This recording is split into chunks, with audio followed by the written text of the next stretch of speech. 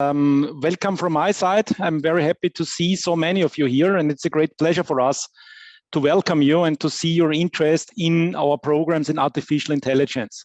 We are very happy that we are able to offer these programs now in Bregenz as well.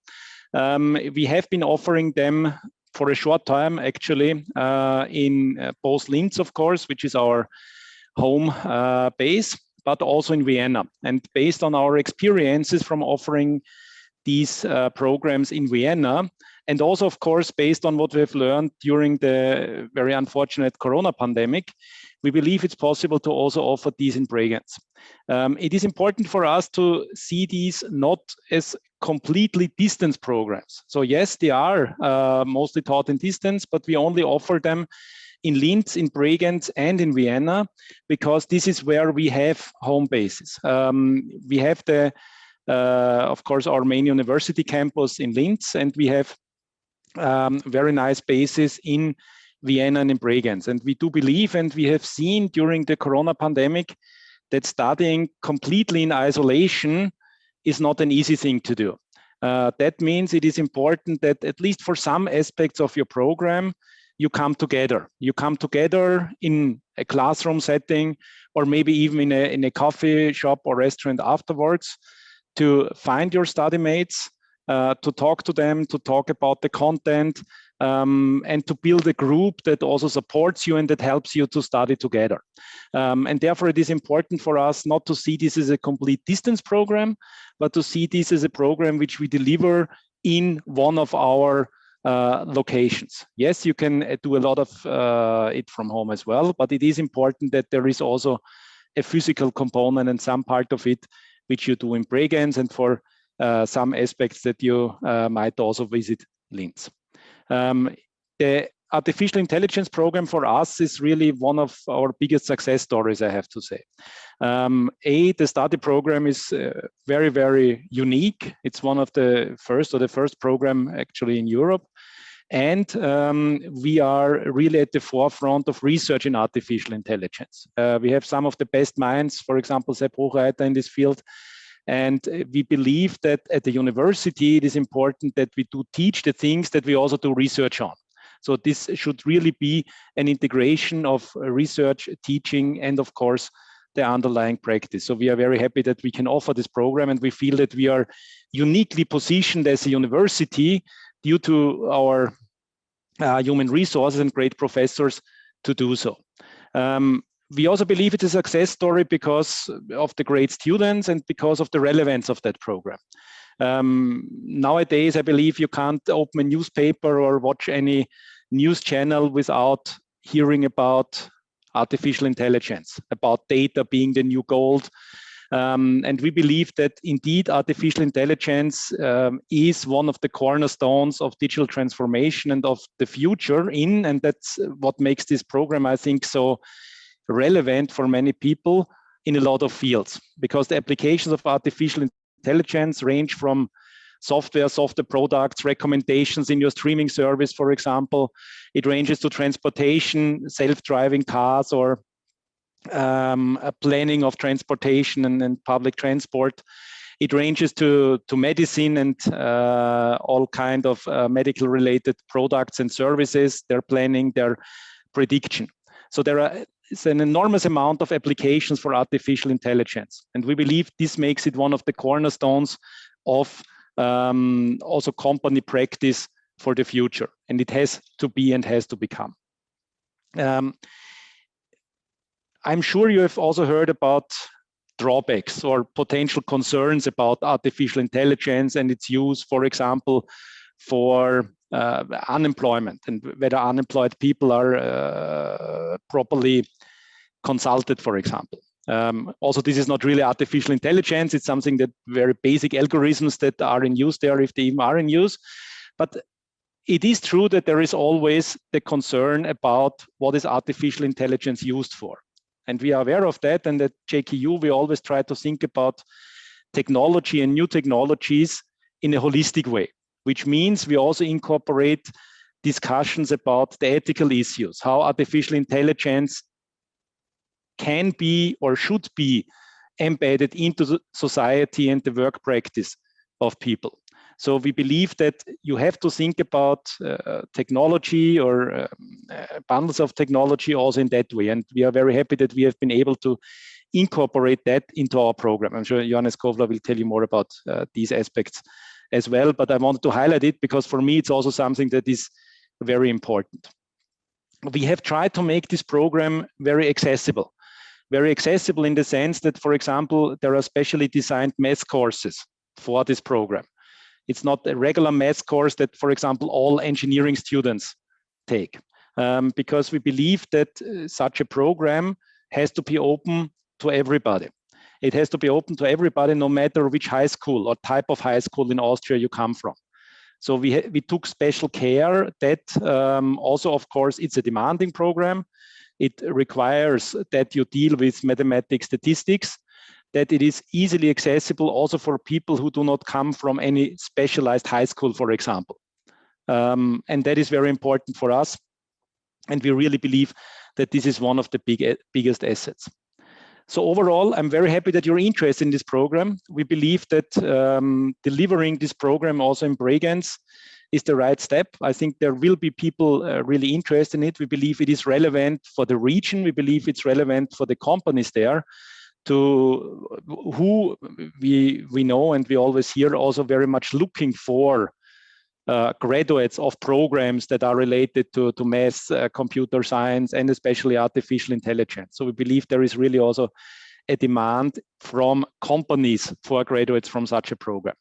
So overall, we really do hope that you will join this program. We would be very happy to welcome you in this program, and of course, becoming, even if you are located in Bregenz, a member of Johannes Kovaler University at Linz. So far for a very quick introduction, and now I'm very happy to welcome Johannes Kovaler, who is the person that knows really most about this program, and I'm happy to hand over to him so that he presents some more details about the program. So again, thank you and have fun with the presentation. Thank you very much, Professor Koch. This was already an extremely good introduction. You already mentioned almost all of the important bullet points I also want to cover. Thank you very much. So without much further ado, let me share my slides. I hope you can see them. And let me hide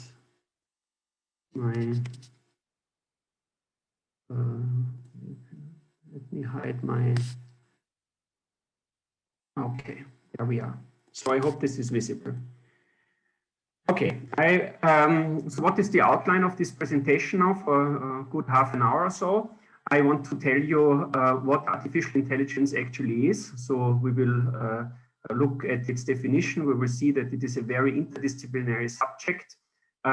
We will also quickly discuss its impact on society and economy in a broader sense. And then I also want to tell you about some novel modern applications of the last years, especially in the field of deep learning, which really has cool things to show. So I want to highlight some of these things.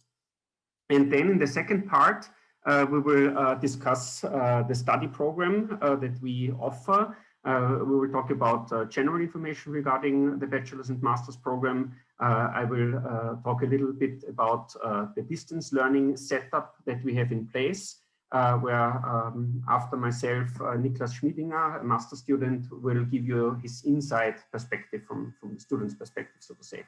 Of course, we will also have a look at the study plans, and we will discuss the qualification profile and also the admission criteria, which are probably especially interesting for those of you that are interested in the master's program.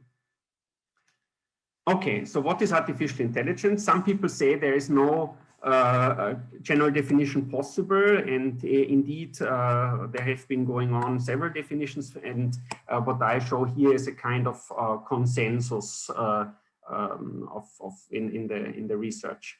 And here it says that artificial intelligence refers to the ability of machines to perform cognitive tasks that we commonly associate with human intelligence. And now you can see that now it splits up because these tasks are multiple. There's perception, learning, logical reasoning, planning, everything that has to do with speech and language processing, and then also taking action. So this goes to the field of robotics.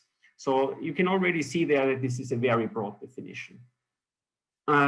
Another thought experiment definition of what intelligence might be is due to Alan Turing. So he's one of the founding fathers of computer science. I guess that many of you have heard about him. And back in the 1950s, he proposed a thought experiment where how you could judge that the machine can mimic intelligence. And it's really simple. You have a wall, and on one side you have a human, and the human interacts on the other side of the wall with either a machine or a human. And both the machine and the human say that they are human. So the machine wants to pretend to be a human. And if the human on the other side cannot distinguish on whether he or she is interacting with a machine or a human, then the machine has passed the Turing test. And of course, we do not have any robots yet that pass the Turing test. You go there and immediately with your naked eyes, you can see it in a second that something is some plastic or metal and not a human. But when it comes to specific tasks, machines can mimic intelligence and even have superhuman performance and can outperform us. So the Turing test can be passed in specific tasks. And one such task, for instance, is paintings. So here you see some pictures on the bottom right that are all computer generated. And they have passed the test in the sense that at the Art Basel a couple of years ago, they passed the test from a human jury. So they were voted as top-notch paintings that could have been from humans. And similar, there are many other tasks where machines are on par with us or can outperform us. So again, a view on this interdisciplinarity. AI relates to many fields of science and is composed itself of many subdisciplines. AI, of course, strongly relates to computer science. In some sense, it's a subfield of computer science. It strongly relates to mathematics, as this is the main ingredient and language we are using. It relates to biology because of the whole field of bioinformatics and AI in life sciences. And then we, of course, also have these other directions into the fields of psychology, sociology, philosophy, when it comes to the theory of mind and so on. And in itself, as we have seen in the previous slides, AI is composed of many subdisciplines. There's knowledge representation and reasoning, there's natural language processing, planning, then towards the field of robotics when it's about taking actions. And then we have the subdisciplines of neural networks and machine learning, where we have a heavy focus here in Linz. So this shows somehow the subdisciplines AI is composed of. And another notion I want to clarify here is the distinction between artificial intelligence, machine learning, and deep learning. So AI is this broad field that dates back already to the 1950s, when Arthur Samuel programmed IBM PCs that played checkers against each other, and the perceptron, the first artificial neuron was implemented, or the first rudimentary chatbot of Joseph Weizenbaum, and many other things. And then in the 1980s, a subdiscipline emerged, machine learning, where really the learning aspect was put an emphasis on. And there was the breakthrough of the first optical character recognition, spam filters, these already learning algorithms. Also the genomics research in the 90s was heavily based on machine learning, and also the Google search algorithm from the beginning of the zeros. And then what I now want to put an emphasis on, about 10 years ago, really the deep learning revolution started. So there we were able to train deeper neural networks. So there's now a subdiscipline of machine learning. And all the modern image, text, voice, music, video recognition and processing, all the efforts, or the vast majority of efforts towards autonomous driving, and also other recent progress when it comes to board games or multiplayer computer games, the whole field of reinforcement learning. This is all the aspects and achievements of the field of deep learning. And what made it possible? Why 10 years ago? Why so new? Because the basic algorithms we have since the 80s, 90s, but it was really fast computers and large data sets that make this possible. So in particular, graphical processing units and huge amount of nicely labeled data sets. This is what made the deep learning revolution possible. And as a kind of analogy, if you want electricity out of the socket in your wall, you need a resource for that, oil or gas or solar or wind or whatever. You need a resource for that power. And it's very similar with modern artificial intelligence. So in the United States, modern artificial intelligence is almost equated with machine learning and deep learning. And there, the resource is fast computers and data, data, data.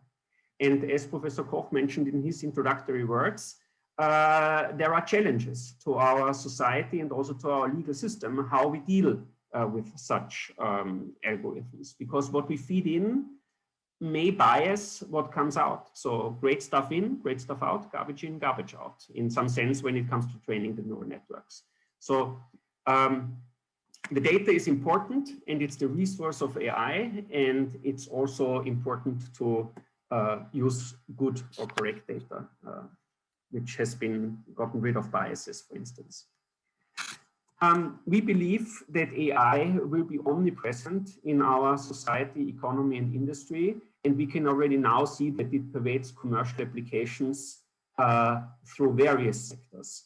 Of course, all of you are aware that information technology is a huge factor. All the speech and image recognition or translation software you use in your smartphones, your home pods and assistants or whatever, they are all based on deep learning. But also when it comes to manufacturing and supply chains, artificial intelligence helps to optimize production processes and delivery processes. When it comes to medicine and healthcare, AI can help us to make diagnosis. And also in drug design, it can help us to predict candidates for future medicines. So this is a huge market and lots of things are going on there. When it comes to education, publishing, marketing, but also financial and legal services, there's this whole field of recommender systems that are classically AI, but that can also combined with very modern AI techniques. And as I mentioned already, almost every day in the media, when it comes to self-driving, autonomous driving, this is a huge industry, cars and trucks, of course. All the modern approaches are deep learning driven. So, I mean, Google started maybe 10 or 15 years ago with standard approaches, but it's simply impossible to hard code all possible circumstances on the road. You really have to train neural networks and let them learn on their own, like we do with humans. If you make your driver's license, nobody looks into your brain and sees the program structure that you stop at the red light, but you are simply trained to do so. You behave like this and it will be fine. One slide here on the impact on the economy. So this is now a 5-year-old slide. I quickly tried to Google a newer one today. I didn't really succeed, and what I saw is still unchanged.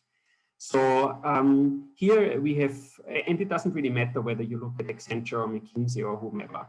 The prediction is that in the next 1 or 2 decades, the question whether we can incorporate artificial intelligence in our industry and economy is of utmost importance for the development of the country.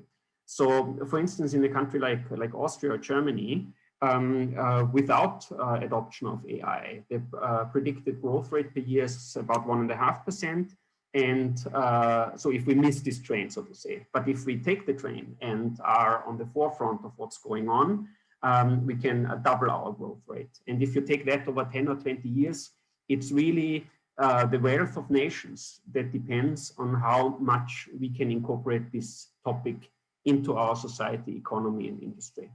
So really of high importance how we as a society deal with this opportunity and challenge.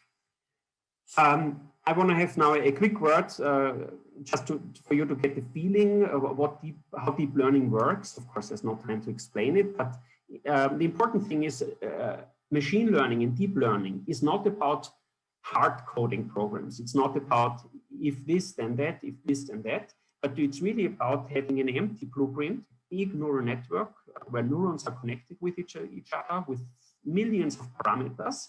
And then step by step in very little instances, you train the network. So for instance, you feed it pictures, thousands, millions of pictures. The network makes a prediction, and being it true, the correct or wrong prediction, there's a feedback. So you then tell the network whether the prediction was correct or wrong. And therefore it's trained step by step. So the feedback is used with the gradient.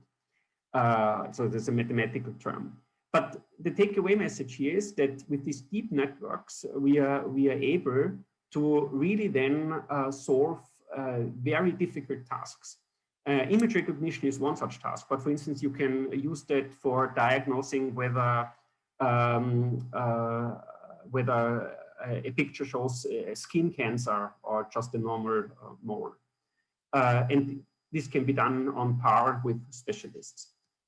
And the thing is that designing these networks, training the networks, and this is in general true for all modern AI techniques, we need people like you. We need well-trained researchers. There's still lots of stuff going on here. This costs time and money, creativity, having the right architecture, finding new things, and so on and so forth. So designing good networks and training them, this is a tough problem. Once you have trained it and invested the money, then it's very fast. Once you have a trained network, you can run through data very fast. And there's one video I like to show because I really find it beautiful in some sense. It's an app from AI-Poly, and it's an app for blind people. And they trained this app with more than 2 billion images and can recognize 5,000 objects. And you can have that on your smartphone and use it in real time. So you don't need any big computing power anymore. You needed the big computing power for training the network, not for using it. And there's not enough time to show the whole video, but I want to show you maybe half a minute or so. And it's also not clear why I assume this works very well. But what you will see here is now people going around with the app, and the app tells them in real time what is seen. And you can see that this works fast and well. Patio, chairs, cup, pot, cup, coffee cup.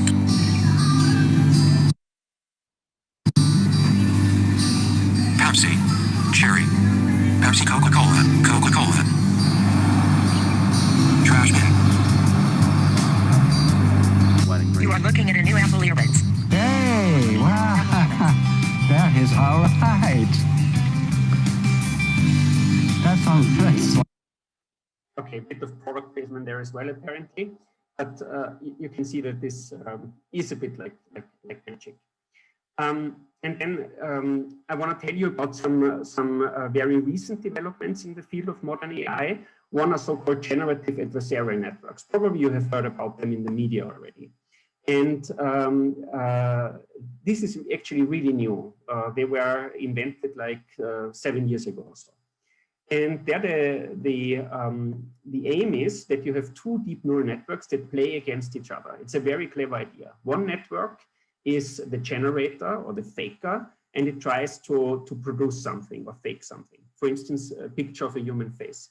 And then there's another network, the discriminator or the referee, and this network tries to get better at finding out whether a presented picture is a real photo or computer generated. So the generator tries to fake images and the discriminator tries to distinguish between real and fake. And both get better and better because they play against each other. So for instance, if you look at these 8 faces here, you can take a close look and ask yourself who of these people are real, what are real photos, and which of these pictures are computer generated.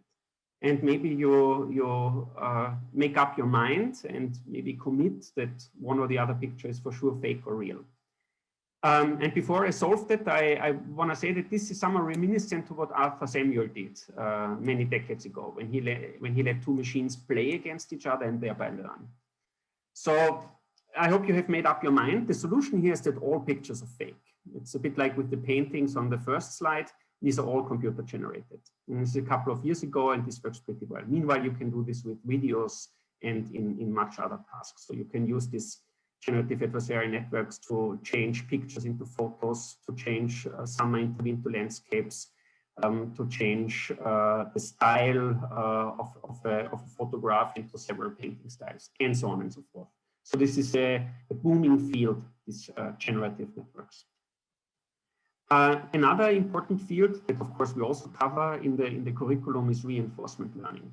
And this is a very general setup where agents that have a certain policy of making actions in the world interact with the environment, and from the environment they get a reward, a punishment. A negative reward would be punishment. And by interacting with their environment and getting these rewards, they change their policies of action and learn. And in some sense, this is close to how we humans work. In a very rudimentary sense, if you see how a baby learns, then this is more or less how it goes. And for instance, you can throw a drone into the air, and it has to learn to stabilize itself. And whenever it crashes, the reward was negative. And whenever it manages to wiggle around and not crash, it did well. And it will, by throwing it multiple times, it will learn well to stabilize itself nicely and efficiently.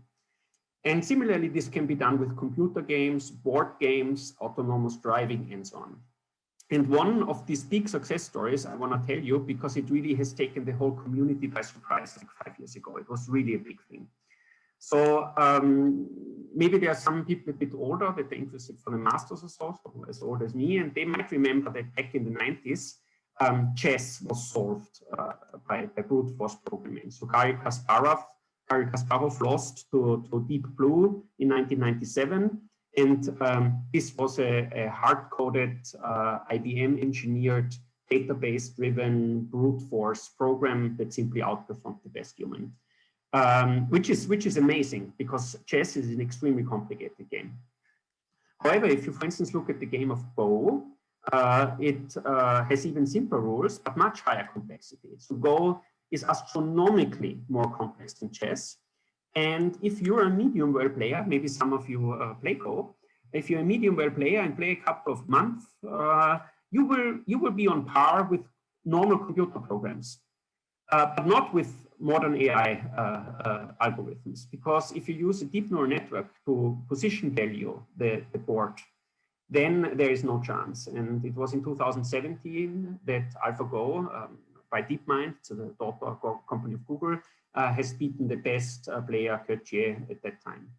And since then, this is game over for us humans. We will never, ever again win in Go because our day has only 24 hours. We need to sleep. We only get like of the order of 100 years old, and we cannot start earlier. Maybe now Go players start with 3 years age, and they started like with 5 years age a couple of decades ago, but we cannot become exponentially better. And it's even worse now. Now there is AlphaZero, which is an engine that only starts with the rules and it plays against itself. In 3 days, it has grandmaster level. And in 3 weeks, it outperforms the best human there ever was. And from then on, the sky is the limit.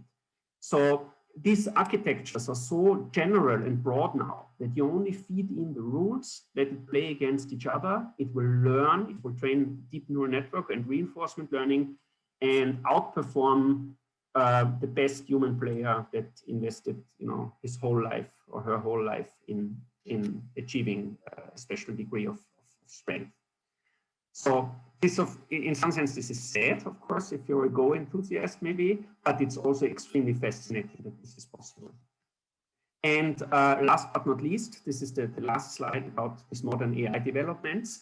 I want to talk about AlphaFold because also it was a kind of revolution in the community and a big thing. And this is just 2 months old or so. Maybe also you have seen it in the newspapers. Those of you that are interested in chemistry and biology will know that protein folding is one of the big holy grail grand challenges for decades. So you know that we have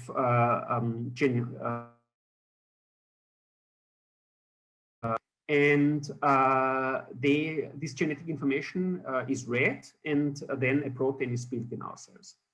And the question is, how will the protein look like in 3-dimensional space? So the sequence of nucleotides is clear, But how does it really look like? That's a tough optimization problem, and there is no answer, and certainly no formula or closed solution for this. And for decades, people were trying to make prediction and engineer this. But the best possible algorithms over many decades of evolution only got like a 40% making the correct prediction. And then DeepMind threw deep learning onto the problem like 3 or 4 years ago. And within this time frame, they completely left the scale. And this year, AlphaFold 2, it's called, can make close to 90% accuracy in predicting how the protein looks like. So here you can see that green is how it really looks like, the protein, and blue is the prediction. And this is just one more such amazing feat of what modern AI can do. I want to close this first part of the talk before we come to the study program by this utopist or dystopic view on the future. So how far are we away from really humans being outperformed completely by? How far are we away from Star Trek, Star Wars, Terminator, Asimov, robot, whatever scenario? And there the answer is, we do not know that at all. This is the so-called question about artificial intelligence, general intelligence, or strong AI, starke KI. And this would be a hypothetical machine with a behavior at least as skillful and flexible as we humans are. And we don't know that. We don't even know whether we are close to having the right algorithms and architectures. Strong AI could be away 10 years, it could be away 100 years. It depends on whom you ask, and nobody knows. However, what we do know is that regarding computing power, we are close. So it's not the computing power that will limit us. So if you look at this graph here on the bottom left, then note that this is a logarithmic graph. So we have on the horizontal.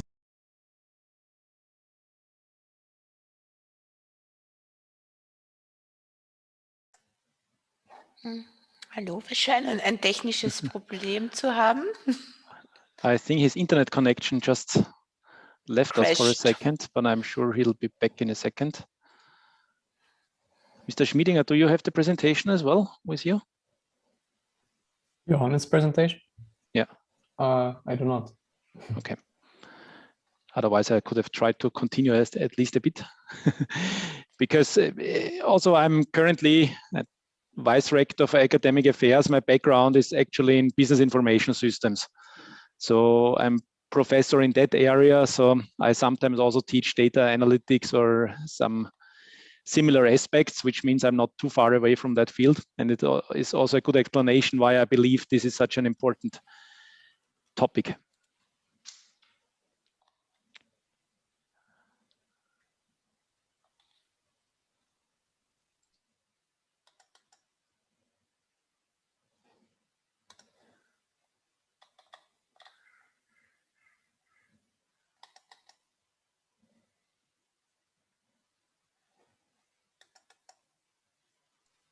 Maybe in the meantime, I can take one question. I think there was one question that says, that was asking how the program deals with the very strong amount of innovation and change in that field, if I understood that correctly. And indeed, that is one of the reasons why I was talking about being on the forefront of research in the beginning, because at the end, that is what is necessary to be able to deliver a program that is very current and relevant. As probably also Mr. Schmidinger can attest to, for example, in your bachelor thesis, in your master thesis, you're in many cases really working on current research topics, which means that this is an area where we really try to keep this very up to date. Of course, due to legal reasons, we can't change the study program, the so-called curriculum, every 5 minutes, which is why we generally try to use titles for the classes that are relatively stable, because supervised learning, for example, or machine learning, these are not specific algorithms, for example. So these are really fields of research that are being taught there. These are how should I say, terms for a huge amount of different algorithms. So despite keeping the name and the basic description of such a topic, it is possible to always take new research results and new algorithms and new results from research directly into the classroom.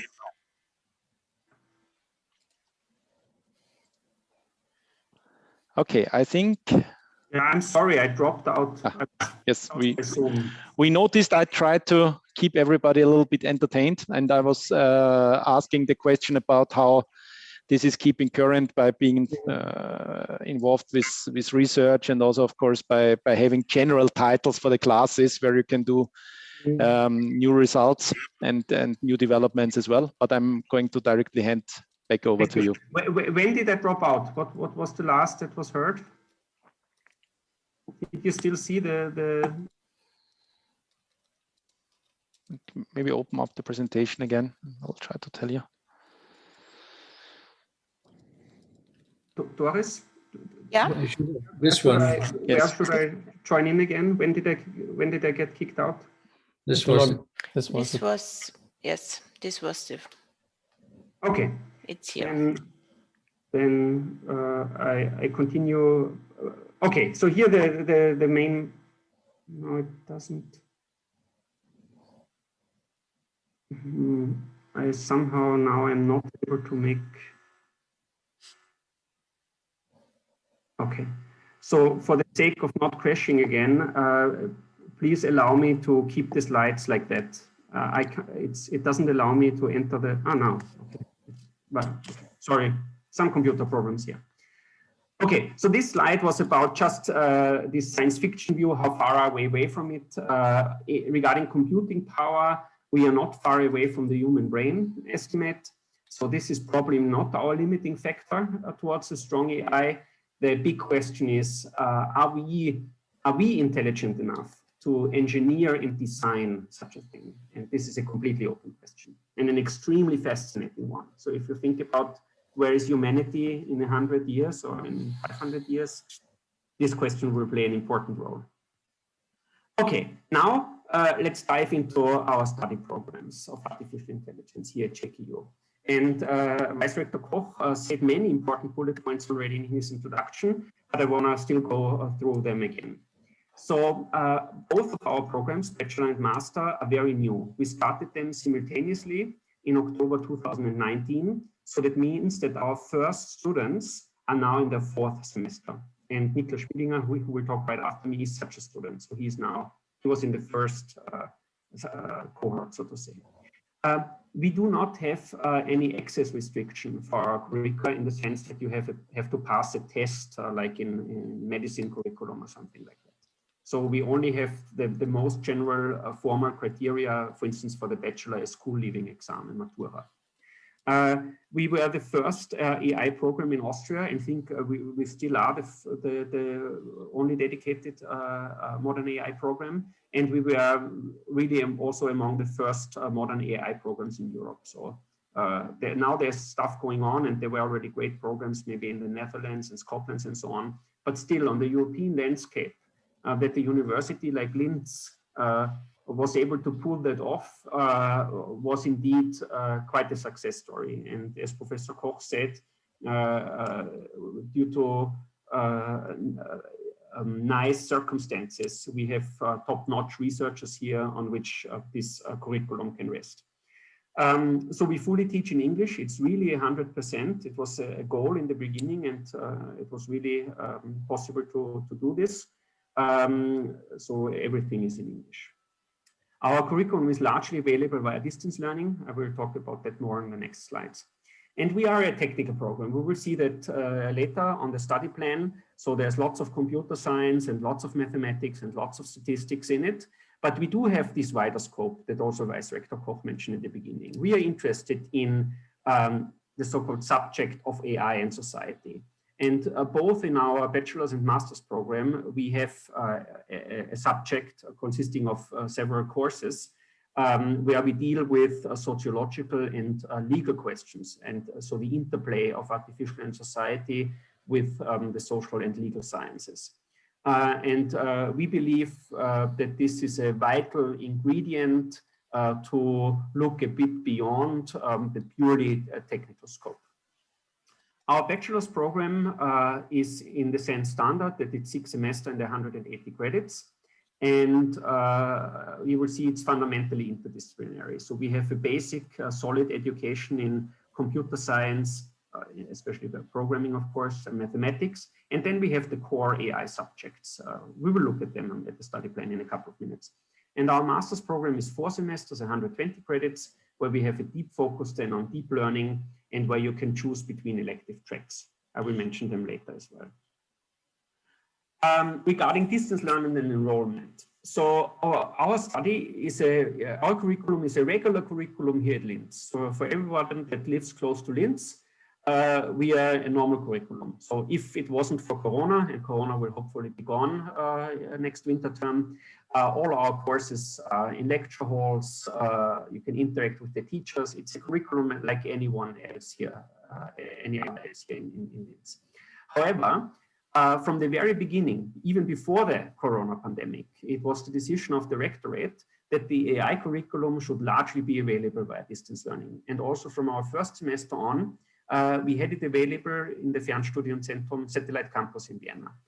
And due to Corona, our distance learning offer was extremely pushed. So Corona made it necessary for then almost all teachers to switch a bit their style and more go online. So we started off with maybe like 70% covered distance learning type. And now in some sense, I would say we are close to 100%. And what's not 100%, I will discuss now. But what does it mean? It means that our course contents are basically available online. And this at least means that lecture notes or slides that are used in the lecture are online. However, also, practically all courses are live streamed to your end devices and or to the satellite campus, to the seminar room in Bregenz in Vienna. And they can also be, then they are available for at least 2 weeks in Moodle. This is our teaching platform. Most courses have their videos then available for the whole semester. So it's not only distance learning in the sense that you can join in live, but especially for lectures, but also for many other courses. You can look at the videos at the time of your choosing. So it's especially convenient for people that have some, I don't know, taking care of children duty or even a job next to your master studies. Exercises always allow online participation. So there is a physical group in Linz in the lecture hall, and but there will always be an online group that allows online submission, and they might demand virtual presence. So it might be that it's demanded that at this and that time you need to log in and go to the virtual blackboard, so to say. But it's possible to do it from home. Our exams now are all online due to, almost all online due to the Corona pandemic. But I guess that regarding exams, many teachers will go back to the old style. So I can talk for myself that teaching online style is okay. And I have adapted to that myself with the start of this curriculum. But online exams are a bit tedious. So I guess that we will go back partially to real written exams, as do other distance learning studies. So even centers like Hagenberg and so on have their exam weeks. So in our case, that means that usual written exams take place in the lecture hall in Linz, but you can also go to the satellite campus in Vienna and now also to Bregenz. You go to the seminar room there will be a person taking care of the exam. They will hand out the paper, you will do the exam, hand it in and go home, and they will scan it or mail it to us, to Linz, and then we will correct it. So these exams can be done nicely if you live in or close to Bregenz or Vienna. What is the number of required days of physical presence at Johannes Kepler University? Now, except the exams, okay? So you have required presence days in Bregenz when it comes to exams. But how often do you really have to go to Linz? And there the answer is really, it's very few. It's just a couple of days in total. So maybe on average, you have to come once per semester really here for maybe a special presentation in a course that demands it. Of course, for your bachelor's defense, maybe for getting some hardware equipment in some specialized master's course, it has to be physically taken from here. So there are some exceptions, but really, as a rule of thumb, it's just a couple of days that you would really have to come to Linz when you now decide to study in Bregenz. Of course, to the seminar room in Bregenz, you have to go quite often for your exams, especially at the end of the term in January and in June. So more information on this distance learning setup and how well or not well that works will be given to you by Niklas Schmidinger right after my talk. Regarding enrollment, this is now online as well, and it will probably remain online. And if not, the enrollment is also probably doable without coming to JKU. So either there's a full online situation possible or with mailing, and if not, we hope that it can be done in Bregenz and they do the checking of your documents. That should especially be true for the simple cases, like having an Austrian or European school living exam, having a European bachelor's degree for the master curriculum. So we cannot promise that to 100% to all of you, but very likely not even for the enrollment, you would have to come to JKU. Regarding this enrollment criteria, and if you have special questions, I gave the web address and the email of the admission service. Okay, let's move on to the bachelor's program. So it consists of several subjects, and this is the study plan. So of course, I don't have the time now to go through the study plan in complete detail, but let's get maybe a feeling for it. So we have these subjects, like for instance, AI basics and practical work. Here you will write in the first semester, type into hands-on AI course where with already prepared stuff, you can immediately play around with interesting artificial intelligence applications. And this will go on then in the second semester, and later there will be a seminar and practical work preparing you for your bachelor thesis. When it comes to our AI in society, we have a lecture series that covers a broad variety of topics with speakers from both Linz and outside. And we have courses such as responsible AI and technology in society that cover this interplay between artificial intelligence and the social sciences. Regarding computer science, you will get a detailed education in the language of Python, which is the main and standard language used in artificial intelligence. And of course, also algorithms and data structures, which is a standard course in the computer science curriculum. Then there's this big chunk of data science subject, which are closely related or belong to artificial intelligence. You will learn about statistics, visual analytics, learning from user-generated data, computational statistics, and also natural language processing and digital processing. Then we have our, in some sense, math, not math, but very math-related formal courses like logic, formal models, and computational logics. And we also have, of course, courses on machine learning and perception, where you will learn about these generative networks, about the reinforcement learning, and unsupervised techniques and so on. So this is the main focus on the machine learning and perception part within the topic of artificial intelligence. And last but not least, we have, of course, a very solid education in mathematics. As Professor Koch mentioned in the beginning, we really started this also from scratch. It was really designed for us in some sense by the mathematicians and didactic people here at Johannes Kovaler University. It's fully in English, and it's a 3-part series on calculus and linear algebra. And it's in the volume, it's on the level of maybe physicists and the electrical engineers and so on. So you do not learn as much mathematics as in a mathematics curriculum, of course, but quite a lot. So more than in a standard computer science curriculum, for instance. So you should like mathematics and you should like programming, or you should soon learn to like it. So this covers roughly the bachelor's program and what is our qualification profile and the admission. Admission I mentioned already, You need a matura, a school leaving exam, or something equivalent. Called differently in some other country, but something like that. We believe that we, in the bachelor program, offer broad and balanced foundational education in mathematics and computer science. But then we have all this specialized training in the core subjects of artificial intelligence, in machine learning, in data science, in knowledge representation and reasoning, in natural language processing, and others. So all the stuff related to, and more, what I talked in the first part. Students will also learn about the broader ethical implications and this interplay between artificial intelligence and society in our subjects, AI and society. We designed the program with a primary focus on systematic problem solving. So we want you really to become analytical problem solvers.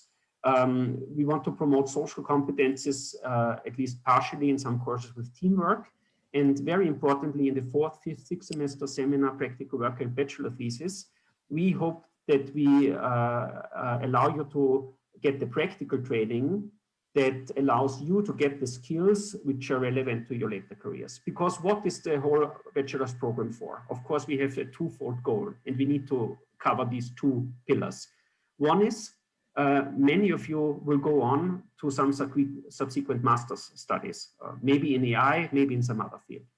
But those that want to leave after the bachelor into the job market, our goal is, and I am confident that we can deliver, is that you are ready for an immediate entry into the job market where you are able to develop AI solutions in various sectors of industry and economy with the basic knowledge we will teach you. With this, I come to the master's program. There are 4 elective tracks. Let me back up here. So you will get a very deep, pun intended, education in deep learning and machine learning and perception again. And then you also have to choose between 4 elective tracks. 2 of the tracks are in mechatronics. One is in a more formal math-related field, knowledge representation and reasoning, and one is towards AI and life sciences.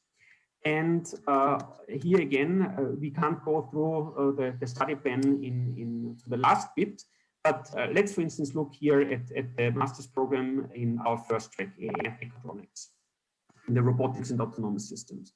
So elective track programs are here in this 4th line. But the first line here is, this is true for all master students. So all master students will get a very deep education in computer vision, in deep learning, including recurrent neural nets and long short-term memories. This is in every smartphone, you have it. And deep reinforcement learning, probabilistic models, explainable AI. So a very heavy focus on the extremely modern developments in the field of deep learning and in general machine learning and perception. Then we have our AI and society subjects again, where we have courses on the relationship between artificial intelligence and law. So this covers all from data protection, impact onto the labor rights, criminal law, what happens if an autonomous car crashes, and so on and so forth. And in AI and society and robopsychology and communicating AI, we have this interplay between AI and the social sciences. So here, social and legal sciences. In the seminar and practical work in the 3rd semester, this is for preparing you for your master thesis. And then coming to the tracks. In the robotics and autonomous systems tracks, where this is exactly, what you see is what you get. You get the foundational education in robotic systems, control systems, and autonomous systems. So this is when you're interested in that fields, then this is the elective track you choose. If you're more interested in embedded intelligence and signal processing, so maybe radar technology or optimal and adaptive systems or pervasive computing, so where you embed small AI pieces, small AI hardware into systems, then this is the track you should go to. In the first track, it's more about production plants and larger things, so say vehicles and so on. And there we have courses towards these directions. In our elective track reasoning and knowledge representation, this is for the people that don't have an inclination towards mechatronics and also not have an inclination towards life science, but maybe more forward thinking, maybe coming from physics or mathematics or computer science field. Then this is the track you might like because it focuses on the fields of automated reasoning, knowledge representation and learning, planning, and model checking. So these symbolic AI, classical AI type and more formal fields. And in our track AI and life sciences, this is a very free track because in the first term, we believe you should cover your own gaps in biochemistry, molecular biochemistry, and so on. And there you will learn the basics of AI, life sciences, transcriptomics, structural bioinformatics, and so on. What's the qualification of our master's program? Well, it's a very thorough education in the modern developments in AI, especially deep learning. You will again acquire the practical training for especially preparation for your master's thesis. You will learn about the connections of AI to our legal system and sociological implications. Then there are these 4 elective tracks where you have to choose one of them. I've mentioned them. And these tracks we have designed really to make use of the existing infrastructure. Here we have at JKU. We have a very strong mechatronics engineering department, and also the local industry here in Upper Austria is very strong. So, and since we somehow believe that, we do not believe that in Linz we will make the next Google or Apple or so on, but we believe that we can educate people towards really this, there's this bullet word here of digitalization or industrialization 4.0. But what does it really mean? It means bringing data and artificial intelligence into our industry. And therefore we have these mechatronics tracks. And we had a bioinformatics curriculum, and we have a biophysics department and so on. And therefore we have this AI and life science tracks. And of course, what's the goal of a master curriculum? The goal is to prepare you for either subsequent PhD studies. For some of you will choose that path, and the others, of course, for immediate entry into the job market, where we believe that you will be well prepared to offer AI solutions to whatever company you want to go to. Last but not least, regarding the admissions. For those of you that have joined in here today and are interested in joining our master's program, the question will pop up, can I join? What do I have to do to join? Is my bachelor's degree okay? And the answer is as follows. We have a very simple rule system here. I believe it's really, it can't be even much simpler. There are 3 categories in which you can fall. First category, you have a bachelor degree in artificial intelligence. Very unlikely. But we had one such case coming from, I don't know, Scotland or Dutch university, I don't know. And then, of course, there are no admissions conditions. If you have a bachelor in AI, you can make a master's in AI.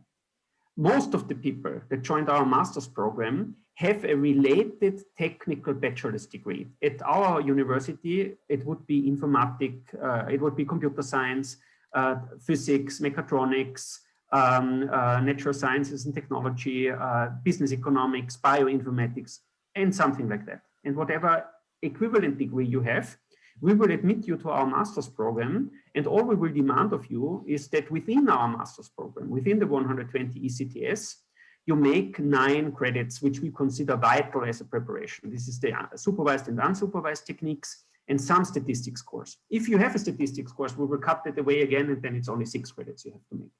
So you can right away dive in, and of course, very early you should do these courses, but you can do them within your Wahlpflichtfächer, area of specialization, or your free electives, Freiwahlfächer. So we believe that this is a very low bar and easy entrance. And we believe that people at that stage are grown up then to fill their own gaps at their own pace and are able to catch up if they want. If you have another bachelor degree, which is not the technical science, so if you have a bachelor degree in economy, where you have some math maybe or so on, then it's still likely that we will grant you admission, but you will get up to 40 additional ECTS points. So then your curriculum will have towards 160 credits, and we will give you computer science courses, mathematics courses, and so on. And in these cases, you have to count that your master's program will take you 6 semesters and not 4. But even that entrance is in many cases open. Okay, I am at the end of my talk. For further information regarding the curriculum, the study plan, also many other information that I have covered or not covered. Of course, we have a web page that offers a lot in that regard.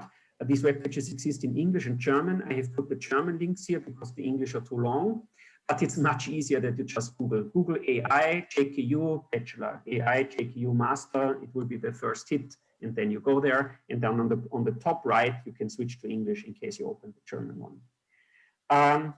And for all other questions that we maybe are not able to cover in the Q&A that now comes, you can write us an email either to the AI office or to myself regarding the Bregenz question. Of course, Doris will be available. So don't be afraid to contact us in one way or the other if something remains open.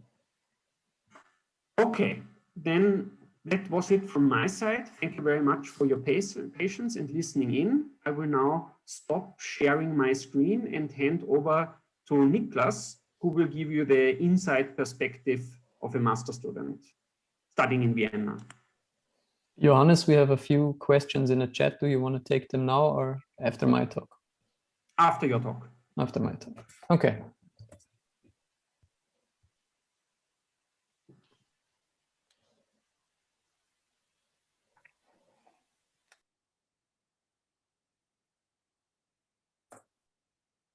Can you see my screen and hear me okay? Yes. Perfect. Okay, so now I'm going to talk about how I found the distance learning at JKU, and I'll give you just like a bit of a student's perspective. But first, maybe let's start with my personal background. So originally I'm from Schwarzenberg in Bregenzer Wald. So only for this reason, I think it's very cool that JKU is kind of extending the AI masters and bachelors to Vorarlberg. And yeah, but I did not study in Vorarlberg. I myself studied for my bachelor's degree here in Vienna, and I'm coming from a computer science background. And then I started in winter 2019 at JKU as part of the first cohort of the students in this new AI master's program. Currently, I'm also working at the JKU lab here in Vienna, and there we are working on deep learning for digital histopathology. And I know some things about the distance learning because I actually spent the majority of my studies here in Vienna and occasionally also for like shorter trips to Vorarlberg. So here's a brief overview of what I'm going to talk about. So first, I will repeat what Johannes already said about how distance learning at the JKU works, like what does a normal day look like. Then I will give a short overview of personal highlights, like what did I like about it. And when I started studying in the distance mode, I had some concerns, and I want to talk about those and talk about how JKU addresses them, and finally some concluding statements. So as Johannes already mentioned, so it usually works like this, that you watch the lectures live at the distance learning center. So you just go there like you would to a normal university, in a normal university setting. And then you just watch together with other students the lecture being live streamed on a big screen. And if you have a question, you raise your hand and someone will pass you a microphone. And you can ask with the microphone, and in Linz, the lecturer will hear you and will, of course, answer your question. Alternatively, you can also just ask questions via chat and usually someone will pick them up. And alternatively, you can also stream the lectures remotely. So you don't always have to go to the distance learning center, but you can just stream them live there, ask questions via chat and interact with the lecturers in that way.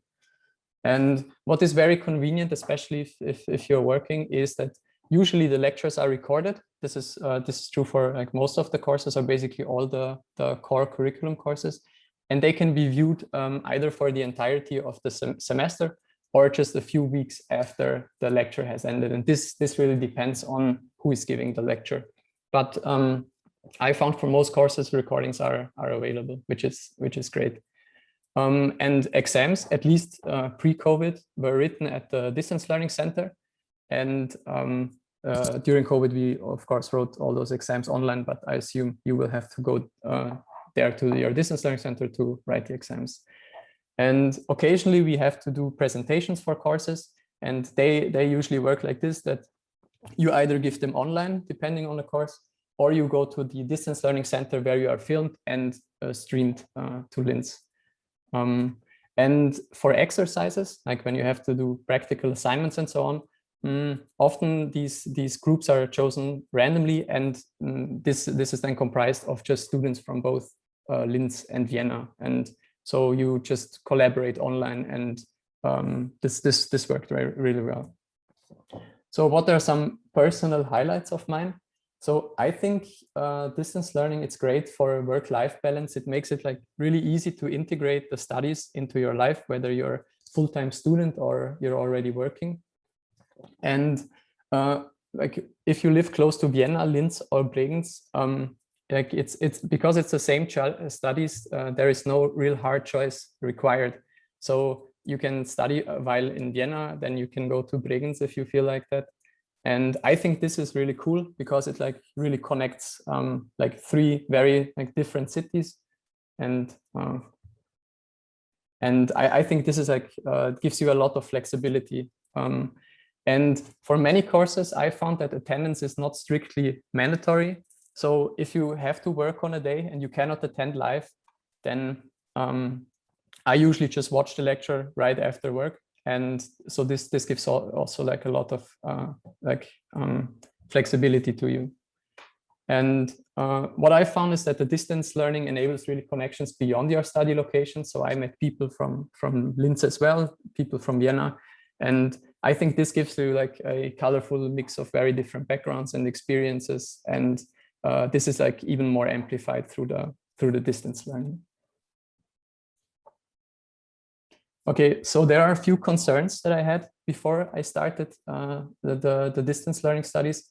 So first I thought probably I won't be interacting with students that much, and there won't be like a lot of serendipity in the sense of meeting people randomly in the hallways and discussing ideas and so on.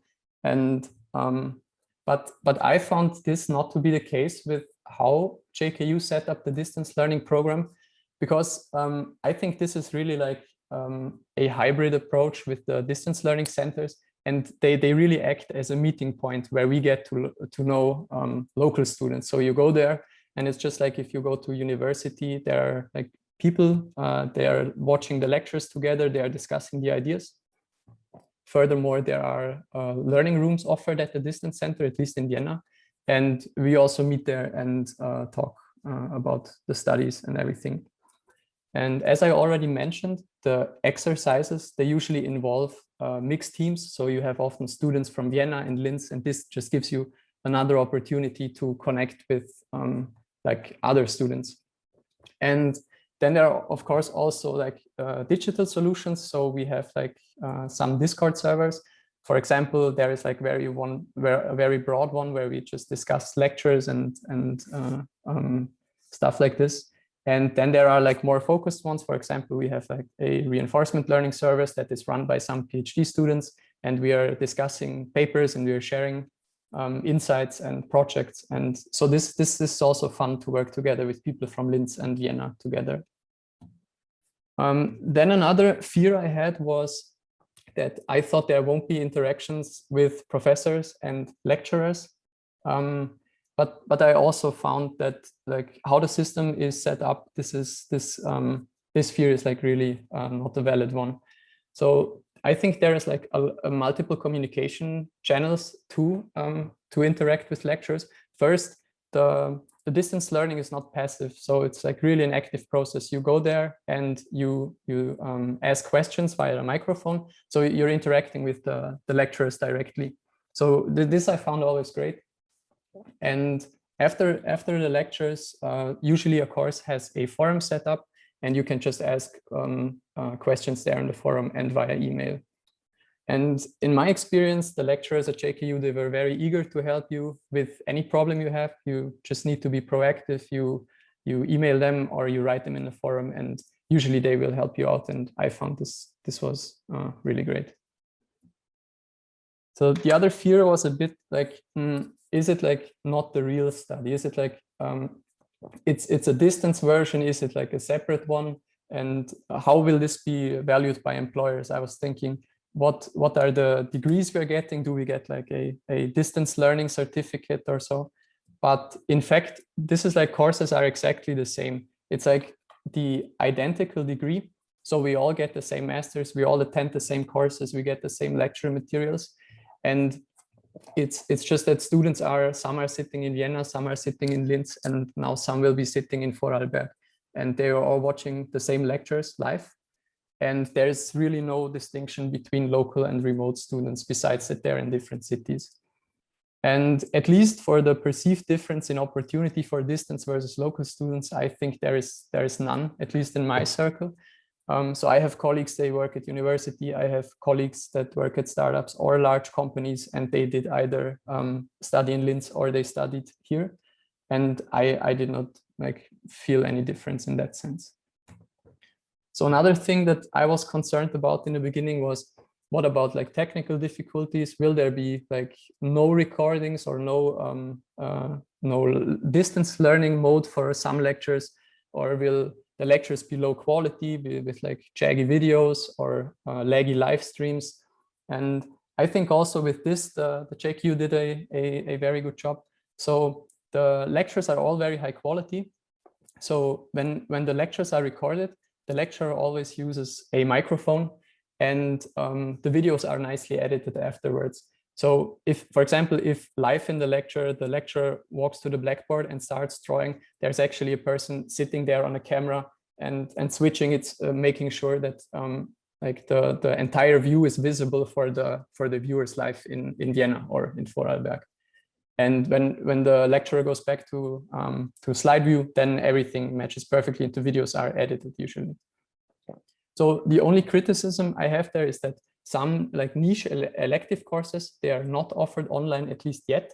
For example, I'm doing life science. And if you then take some electives that are not in the core curriculum, they are of course only offered in Linz, but I also found it's possible to do them because often they just have an exam in the end, and then I would just learn from the slides and then in the end go to Linz for one exam. But what is really important is that all the core curriculum courses, they are really offered online. I did basically my entire master's here in Vienna and never had problems with any like courses that I could not access or so. Yeah. And I found that the technicians were super helpful at the JKU. They would always like, if we would have some like connection issue, they would like immediately help out.